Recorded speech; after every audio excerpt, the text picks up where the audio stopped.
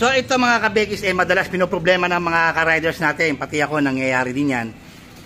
Laging nakapreno, ito naglulus daw. So yung may-ari wala siyang pamalit kasi budget. Ganyan na nagiging issue. Hindi kasi maganda yung laging nakapreno yan kabekis kasi malakas din ang kain ng battery ng mga yan. Lalo na stock valve yan.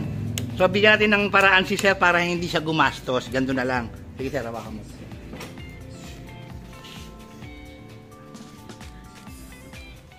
Ito lang, no? Rubber band. Hindi na madaling diskarte. Tali nyo lang dyan, no? Ayan. O, sir. Nagloko pa ba? O, hindi na. Ayun na. Yan ang diskarte, mga kabeki. Goma, pansamantagal. Kung wala kang budget, ayan.